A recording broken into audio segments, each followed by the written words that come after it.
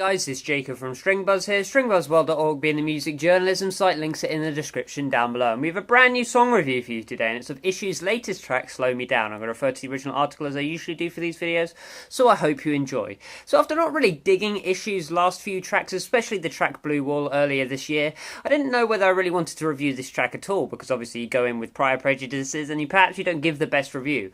But then I had heard great things from other critics in regards to this particular effort from the group, so I thought I'd give it a try nonetheless, and for me this is a pretty solid song from start to finish. Again, I do think it does suffer slightly from being a little bit disjointed, a bit like Blue Wall, but there are plenty of elements here which I really did enjoy. I love the genty time signatures that were being laid out in the verse sections, and yet again Issues have proven to everyone that their clean tones on guitar are just to die for. Honestly, some of the nicest sounding clean tones on guitar all this year, I think.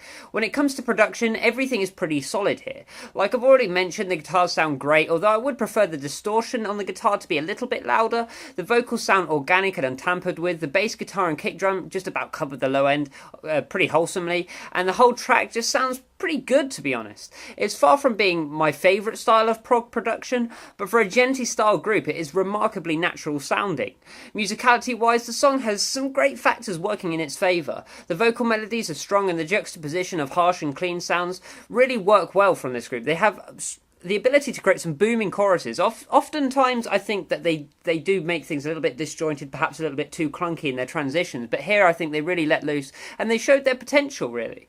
The time signatures, as I've already mentioned, do remind me a lot of the group The Contortionist. If you haven't heard of them, I definitely recommend you check them out. They've been one of the best groups of the last 2 or 3 years, in a sense that they did in and out of standard time whilst adding some quirky and clunky transitions here and there, and I really do love that approach. I do get the feeling again that this track just lacked a little bit of spice towards the end of the track, and perhaps a guitar solo would fill that void, even though I know that they sort of stick away from that sort of cliche type ending, or even just a continuation of what the bass was playing during the second verse, which I must admit sounded pretty dope.